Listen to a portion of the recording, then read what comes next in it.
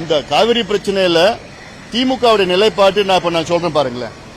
தொடர்ந்து இந்த காவிரி பிரச்சனையில திமுக தமிழ்நாட்டுக்கு செய்த துரோகம் நான் பாக்குறேன். 1971 அப்போது உச்சநீதிமன்றத்தில் ஒரு வழக்கு தொடர்றாங்க. அந்த வழக்கு என்னன்னா, அப்போ வழக்கு இந்த காவிரி பிரச்சனை சம்பந்தமான வழக்கு. அதுல காவிரி நடுவர் மன்றம் அமைக்க வேண்டும் என்று அப்பவே அந்த வழக்கு.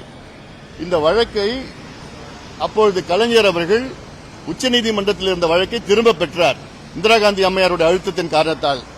அப்ப மட்டும் அவர் திரும்ப பெறலன்னா இந்நேரம் இந்த காவிரி பிரச்சனைக்கு அன்னைக்கே தீர்வு வந்திருக்கும்.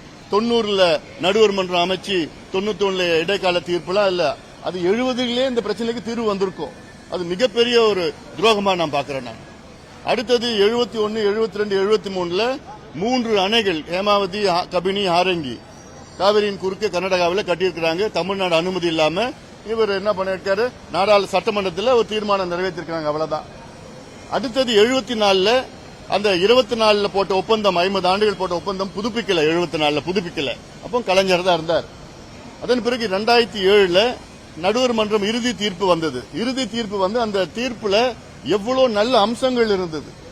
என்னன்னா, காவிரி மேனேஜ்மெண்ட் போர்டு அமைச்சா, அந்த பவர்ஃபுல் மேனேஜ்மெண்ட் போர்டு, எல்லாம் அதிகாரம் உள்ள அந்த போர்டு, அதை அமைக்கலாம் அப்படிலாம் அந்த நடுவர் மன்றத்தில் இறுதி தீர்ப்புல இருந்தது. அது அப்படியே கிடப்புல போட்டு மெத்தனமா இருந்து கிடப்புல போட்டுட்டாங்க திமுக அரசு. அப்போ அதன் பிறகுதான் ஜெயலலிதா அம்மையார் 2013 வந்து அது கெசட் நோட்டிபிகேஷன் பண்ணது பிறகுதான் அதுல சிக்கல்லாம் வந்து அப்புறம் கர்நாடகா போட்டு அப்புறம் உச்சநீதிமன்றத்தில் 2018 தான் அதுல இறுதியா உச்சநீதிமன்றம் தீர்ப்பு வழங்குது. அதன் பிறகும் இந்த ஆண்டு மார்ச் மாதம் திமுக ஆட்சி காலத்தில், இறுதி காலத்தில் மார்ச் மாதத்தில் யாருக்குமே தெரியாம, எந்த கட்சியும் கேட்காம, யாருக்குமே தெரியாம ரகசியமாக மத்திய அரசுக்கு ஒரு கடிதம் திமுக அரசு அனுப்பி இருக்கிறது. அது என்ன கடிதம்னா, மேகதாது நடுவர் மன்றம் அமைக்க வேண்டும் என்ற ஒரு கடிதம். இது யாரை கேட்டு அனுப்புனீங்க? என்ன அவசியம் உங்களுக்கு? இது செய்தது திமுக தான், மார்ச் மாதம்.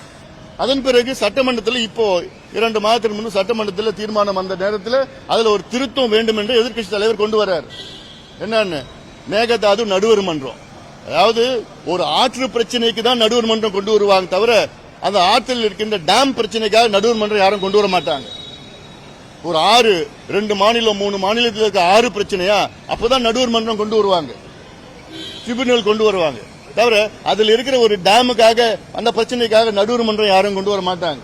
ஆனா திமுக அது கொண்டு வந்திருக்கு, பரிந்துரை செஞ்சிருக்கு. அதுலயும் இப்ப இருக்கிற அரசை தீர்மான திருத்தத்தை கொண்டு வந்தது எதிர்க்கட்சி தலைவர். அதனால இவங்க போற போக்கே வேற.